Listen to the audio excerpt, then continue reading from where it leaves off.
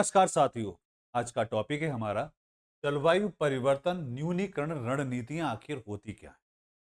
लेकिन इसको शुरू करने से पहले मैं आपके साथ एक बात करना चाहूंगा, क्योंकि ये टॉपिक जो है आपकी मेंस परीक्षा परीक्षा के लिए बहुत ज्यादा इंपॉर्टेंट। पीएससी में अगर हम बात करें तो मेंस से यहाँ से क्वेश्चन बहुत ज्यादा पूछे। स्टेट पीसीएस में बात करेंगे तो प्री से क्वेश्चन तो बनेगा ही बनेगा। प्री से यहाँ से 2 से 3 क्वेश्चन बनते हैं, जबकि मेंस की अगर हम बात करेंगे एक क्वेश्चन लगभग लगभग हर वर्ष यहाँ से। तो चलिए शुरुआत करते हैं। जलवायु परिवर्तन न्यूनीकरण आखिर होता क्या है? तो जलवायु परिवर्तन न्यूनीकरण की अगर हम बात कर रहे हैं तो इसको हम ऐसे समझ सकते हैं कि पृथ्वी को अधिकतम तापमान तक गर्म है। तो पृथ्वी की बात करें तो ये आपकी पृथ्वी है, और पृथ्वी का अगर क्या है तापमान ज्यादा हो जाए, तापमान ज्यादा हो जाए, और उसको रोकने के लिए, तापमान को रोकने के लिए पृथ्वी का टेम्परेचर बढ़ा, उसको रोकने के लिए वातावरण में ग्रीन हाउस गैस उत्सर्जन को नियंत्रित करना। इसके रोकने के लिए क्या करा जाए? ग्रीन हाउस गैस को क्या करा जाए? नियंत्रित नियंत्रित करना। मूल तौर पर हम कह सकते हैं कम करना, इन्हें वायुमंडल विकसित करना। मूल तौर पर इसमें उत्सर्जन को इसको इसको कैसे कम किया जाए? इसको कम किया जाता है ग्रीन हाउस गैस के उत्सर्जन को कम करके, वायुमंडल में ऑक्सीजन को कम करके। तो इसको कम कैसे किया जाए? तो कम किया जा सकता है तो हम कह सकते हैं कि ग्रीन हाउस गैस को कम किया जाए, या हम कह सकते हैं कार्बन डाइऑक्साइड को कम किया जाए। इस आधार पर हम कह सकते हैं कि इनमें मूल तौर पर आप इनको कम किया जा सकता। अगर इसका पृथक्करण किया जाए, पृथक्करण अगर हम किसका करें? कार्बन का। कार्बन पृथक्करण अगर हम करते हैं कार्बन का मूल तौर, तो कार्बन का पृथक्करण आप देखेंगे तो आप ये कहेंगे कि सर इसका जो पृथक्करण किया जाएगा वो किस आधार पर किया जाए? तो ये पौधे, मिट्टी, संरचनाओं या महासागरों में कार्बन पर दीर्घकालीन भंडार है। ये स्वाभाविक रूप से मानव जनित गतिविधियों के परिणाम स्वरूप ही हुआ है। तो ये वैश्विक जलवायु परिवर्तन को कम करने के लक्ष्य के साथ साथ वायु वातावरण में कार्बन डाइऑक्साइड की मात्रा को कम करने का एक तरीका बन सकता है। सटीक तरीका जो बनेगा, हम ये कह सकते हैं कि भाई पौधे हो गए, मिट्टी हो गई, यहां भी तो है नहीं है। इनकी संरचना की बात करें तो यहां पर हम कहेंगे कि यहां पर भंडार है। किसका भंडार है? कार्बन डाइऑक्साइड का भंडार है। क्यों उत्सर्जन किया जाए? इसके आधार पर हम कह सकते हैं वैश्विक जलवायु परिवर्तन को कम करने लक्ष्य के साथ वातावरण में कार्बन डाइऑक्साइड की मात्रा को कम करने का एक सटीक तरीका बन सकता है। कार्बन पृथक्करण के प्रकार की अगर हम बात करेंगे तो पृथक्करण कैसे किया जाए, इसके प्रकार कौन कौन से हो? इसके प्रकार की बात करेंगे तो जैविक कार्बन पृथक्करण, जैविक कार्बन पृथक्करण, जैविक कार्बन के द्वारा। जैविक कार्बन पृथक्करण ये तब होता है जब कार्बन प्राकृतिक वातावरण में समाहित हो जाए। जब कार्बन डाइऑक्साइड क्या हो जाए? वातावरण में, वातावरण में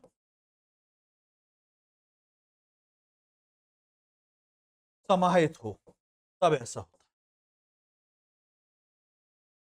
इसमें कुल तौर पर हम कह सकते हैं कार्बन सिंक के रूप में जंगल, घास के मैदान, मृदा, महासागर या अन्य जल निकाय, इन घटकों को कार्बन संग्रह के रूप में जाना जाता है।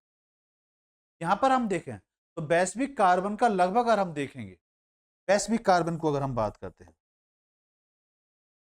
वैश्विक कार्बन, वैश्विक कार्बन की अगर आप बात करेंगे तो ये कहेंगे कि 25% वन, 25%। वन समृद्ध क्षेत्र है, वन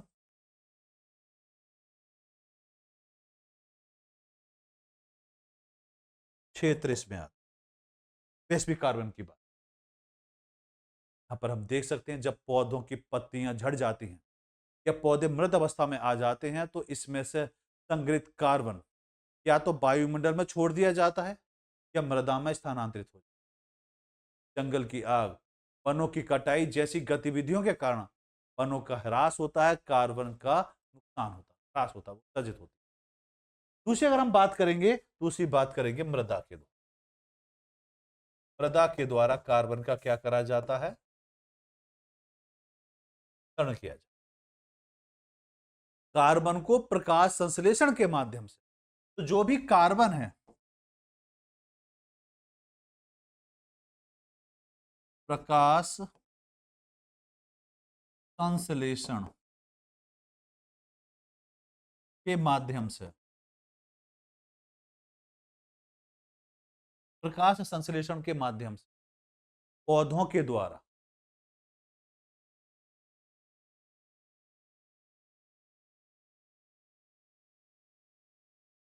जो पौधे हैं उनके द्वारा जो मृदा मिट्टी में एकत्रित किया जाता है, मृदा में एकत्रित किया जाता है। मृदा कार्बन को कार्बोनेट के रूप में संग्रहित करता है, जिसका माध्यम आर्द्र भूमि, पीट और दलदली भूमि हो। आर्द्र भूमि की बात करें तो वैश्विक कार्बन में अगर हम बात करें, आर्द्र भूमि को अगर हम समझें, आर्द्र भूमि वैश्विक स्तर पर देखेंगे, वैश्विक स्तर, तो आप ये कहेंगे कि वैश्विक स्तर पर 14%, लगभग लगभग 14.5% भाग संग्रहित इसके अंतर्गत आता है। यहां पर अगर हम बात करते हैं, बात आती है मूल तौर पर इसको हम देखेंगे तो भूमि भूगर्भिक कार्बन का पृथक्करण कैसे किया, भूगर्भिक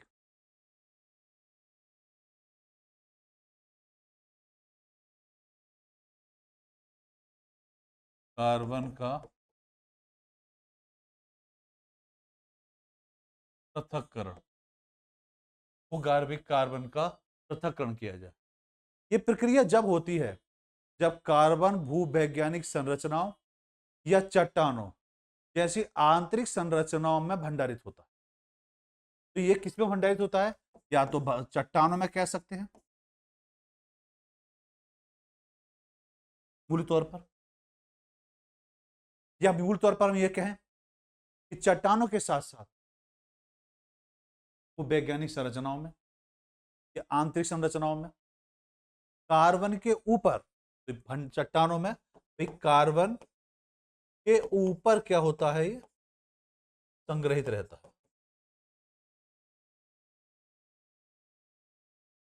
रहता है। घाटियों की आंतरिक भूगर्भिक चट्टानों में छिद्रों में यह संग्रहित होता है। कार्बन का संग्रहण तेल भंडारों, गैस भंडारों, खनिज में, चट्टानों में मूल तौर पर कार्बन संग्रहित रूप में पाया जाता है।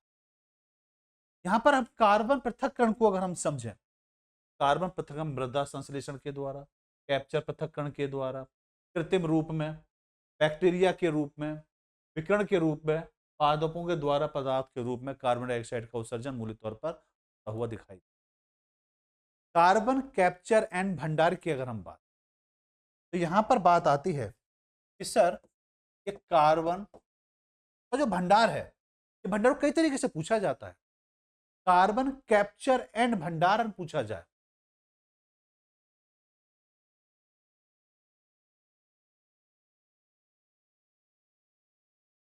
कार्बन कैप्चर एवं भंडारण, इसको यह देखें औद्योगिक प्रक्रियाओं में तौर पर स्टील, स्टील उद्योग हो सकता, सीमेंट उत्पादन, स्टील हो गया, सीमेंट का उत्पादन, वहां पर यह भंडारण के रूप में, कैप्चर के रूप में खतरे रहता है। बिजली का उत्पादन,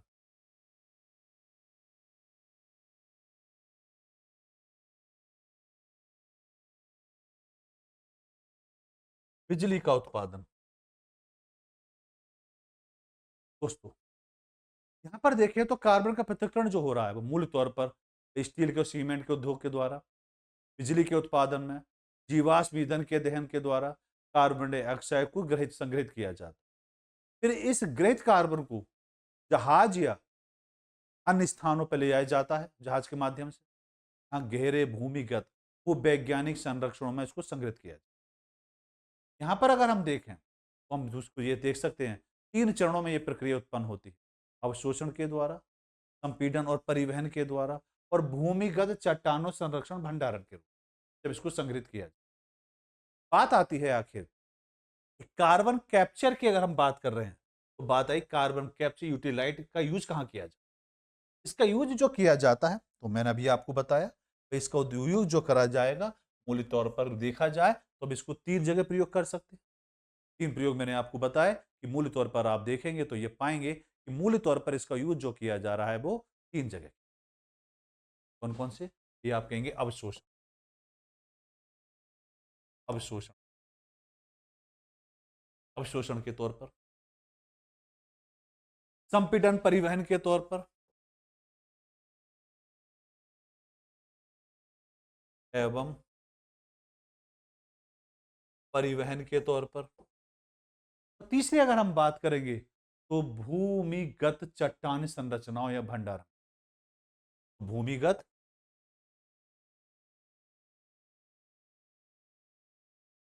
चट्टानों के रूप में, ये कह सकते हैं कि यहां पर इसका स्टोर इस तरह से होता हुआ दिखाई। दोस्तों, बात आती है आखिर कि कार्बन कैप्चर उद्योग भंडारण का अनुप्रयोग अगर देखा जाए तो ये बात बिल्कुल क्लियर हो गई कि स्टोरेज के रूप में, परिवहन के रूप में या अन्य तरीके से भी इसका स्टोरेज किया जाता है। बात आती है कि भारत में 2 कार्बन कैप्चर उपयोग में राष्ट्रीय उत्कृष्टता केंद्र शामिल के तौर पर जोड़ा गया है।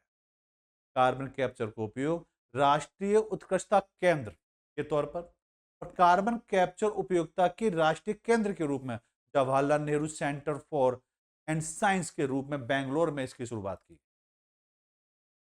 अब बात आती है सौर विकिरण प्रबंधन कि आखिर सौर विकिरण प्रबंधन क्या होता है।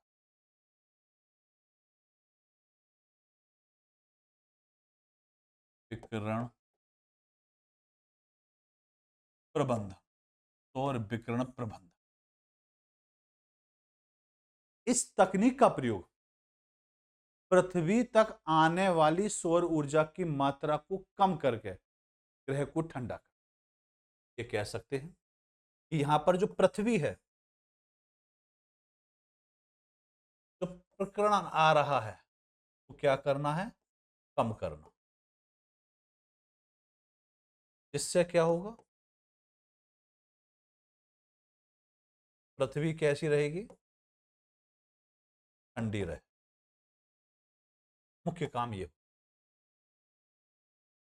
इधर आने वाली सौर ऊर्जा को, सौर ऊर्जा है पृथ्वी पर आ रही है, इसको कम करना जिससे पृथ्वी का टेम्परेचर कैसा रहे? ठंडा रहे। मूल उद्देश्य ये रखा। दोस्तों, यहां पर अगर हम बात को समझेंगे, बात आती है आखिर जियो इंजीनियरिंग प्रोटोकॉल क्या। तो जियो इंजीनियरिंग प्रोटोकॉल की अगर हम बात करेंगे तो निम्न मेघ के परिवर्तन में वृद्धि, समुद्री नमक का छिड़काव इसके द्वारा किया जाता है। उच्च बादलों या पातला होगा, जिसे बादल क्या हो जाए? पतला होगा। बादल केवल कई तरह के कार्य करता है, ऊष्मा का भी अवशोषण साथ साथ वायुमंडल में उपस्थित एरोस्रोत के रूप में भी ये जाना जाता है। यहाँ पर देखें तो महासागरीय उर्वरक कार्बन अवशोषित करने वाले इलेक्ट्रॉन में वृद्धि करता है। कैप्चर और भंडारण के साथ बायोमास ऊर्जा के रूप में भी मूल तौर पर जाना जाता है, जिसके आधार पर इस प्रोटोकॉल को हम समझ सकते हैं कि जियो इंजीनियरिंग प्रोपोजल मूल तौर पर। दोस्तों, यहां पर हम बात करें कार्बन मूल्य का निर्धारण कैसे। कार्बन मूल्य के निर्धारण की अगर हम बात करेंगे कि कार्बन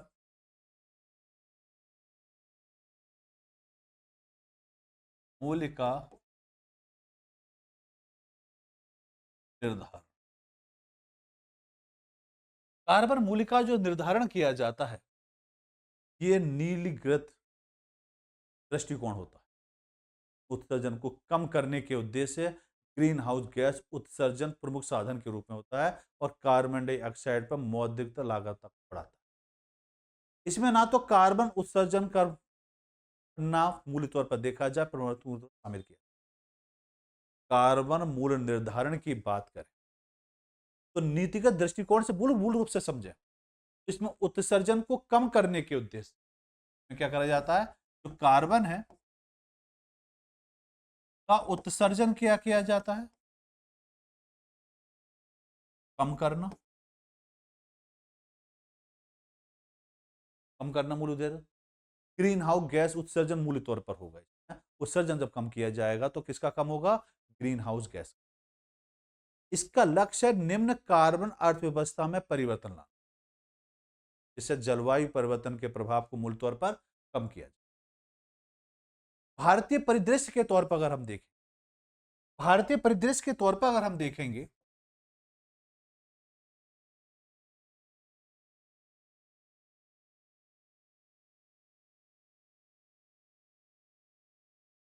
तो भारतीय परिदृश्य के तौर पर हम इसको ऐसे समझ सकते हैं। भारत में 2010 से मूल तौर पर देखें तो स्वच्छ ऊर्जा उपकार के रूप में कार्बन टैक्स लगाना शुरू किया। तो यहां पर स्वच्छ ऊर्जा ऊर्जा टैक्स के रूप में, उपकर के रूप में लगाना क्या करा गया है, शुरू किया गया। कार्बन टैक्स लागू किया गया है, जिससे 2016 में स्वच्छ पर्यावरण उपकरण का नाम दिया। इसका नाम चेंज किया गया, परिवर्तन 2016 में किया गया और इसका नाम स्वच्छ पर्यावरण, स्वच्छ पर्यावरण उपकर कर दिया। कोयले की खपत की लागत में वृद्धि करके अनुसंधान और स्वच्छ ऊर्जा परियोजनाओं की निधि देने के लिए एकत्र राजस्व के एक हिस्से का उपयोग करके स्वच्छ ईंधन का उपयोग को प्रोत्साहित करने के प्रावधान तौर पर इसको किया जा सकता है। कार्बन सीमा समायोजन तंत्र की अगर हम बात करें तो यूरोपियन संघ ने अक्टूबर 2023 में कार्यक्रम की घोषणा। बात आपसे पूछी जा सकती है, आखिर कार्बन सीमा समायोजन तंत्र क्या है? कार्बन सीमा समायोजन तंत्र, सीमा समायोजन तंत्र इसको किसके द्वारा शुरू किया? यूरोपियन संघ के द्वारा।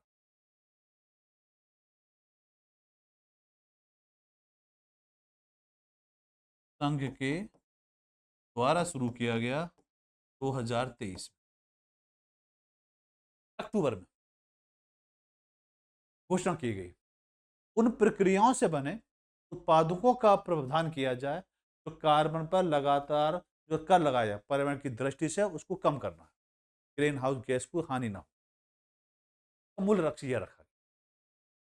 बात अगर हम करते हैं, बात आती है आखिर कार्बन बाजार की, कि कार्बन बाजार क्या है। कार्बन बाजार, कार्बन बाजार की मैं बात करूंगा तो कार्बन उत्सर्जन पर कीमतों को नियंत्रित करना,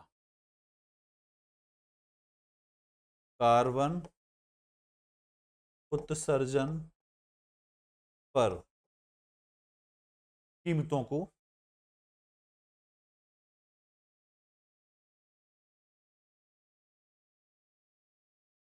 नियंत्रित करना, कार्बन बाजार के तो कार्बन के व्यापारिक आयाम को स्थापित करना या कार्बन के उत्सर्जन की कमी कम करना, ऊर्जा दक्षता में सुधार करना का मुख्य उद्देश्य। कार्बन क्रेडिट या भत्ते की खरीद या बेचा या बाहर खरीदा या बेचा जा सकता है। कार्बन क्रेडिट एक वित्तीय उपकरण है जो किसी संस्था के द्वारा अपनी मूल्य तौर पर किसी भी संस्था के द्वारा अपनी संस्था या कंपनी या नगर निगम को किसी गतिविधि की शुरुआत के तौर पर जाना जा सकता है। सीधे अगर हम बात करें, बात आती है, इसको अगर हम समझना चाहें तो कुछ इस तरह से समझ सकते हैं। एक कार्बन बाजार है, मूल्य तौर पर देखेंगे कि ये आपके भाई घर से निकला, इधर से निकला वापस, अत्यधिक ग्रीन उत्सर्जन का कुछ प्रभाव हुआ और इधर ट्रांसफर जो हो रहा है, ये सभी के सभी कारण जो बन रहे हैं, ये आपके कार्बन मार्केट के तौर पर जाना है। से निकला, इधर उत्पादन हुआ, भंडार बना और फिर इधर ट्रांसफर कर दिया गया। जिससे ग्रीन हाउस गैस को मूल्य तौर पर देखा जाए कम नुकसान। कार्बन के प्रकार अगर पूछे जाएं कि सर कार्बन के प्रकार कौन कौन से, कार्बन के प्रकार,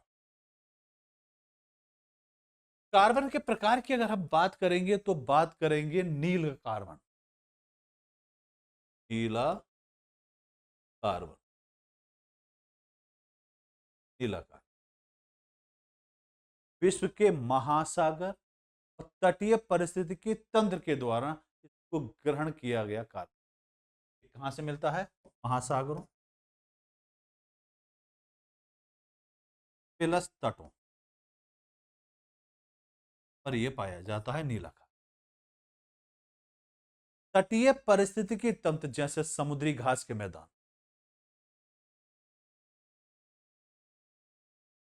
समुद्री घास के मैदान में आएंगे। कार्बन सिंक के रूप में भी ये कार्य करता है। ये परिस्थितिकी तंत्र आर्कटिक को छोड़कर सभी महाद्वीपों पर पाए जाते। नोट करने वाली बात, आर्कटिक को छोड़कर सभी महाद्वीपों पर पाया जाता है। दूसरी अगर हम बात, अब ये मूल तौर पर देखेंगे तो कहां पाया जाता है, तो आप मूल तौर पर देख सकते हैं, अधिकांश तौर पर देखेंगे तो विश्व के पश्चिमी भाग पर ज्यादातर हिस्सा में ये पाया जाता है। दूसरी अगर हम बात करते हैं तो दूसरा है आपका ब्लू कार्बन।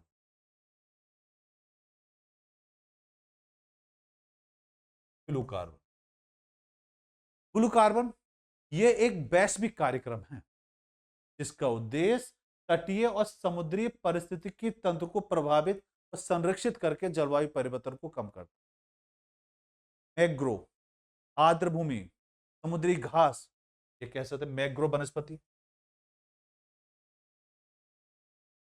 समुद्री घास,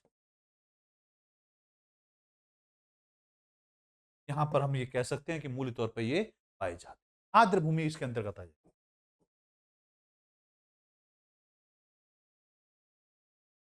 है। मूल तौर पर हम कहेंगे इसके अंतर्गत,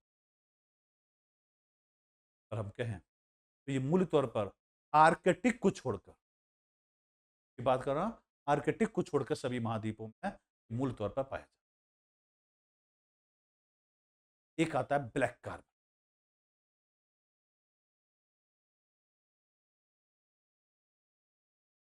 ब्लैक कार्बन,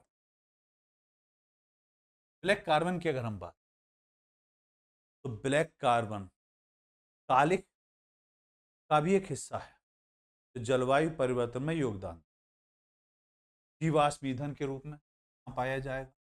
कहेंगे सर जीवाश्म ईंधन के रूप में, ईंधन के रूप में मूल तौर पर पाया जाएगा। फिर जीवाश्म ईंधन की जब बात हो रही है तो लकड़ी या अन्य ईंधन भी इसमें आ जाएगा। ये एक देखा जाए तो जलवायु प्रदूषक के तौर पर भी जाना चाहिए। जीवन काल केवल कुछ दिनों के लिए होता है, ये बात हम पिछली क्लास में भी कर चुके। दूसरा होता है ब्राउन कार्बन। एक होता है आपका ब्राउन, ब्राउन कार्बन।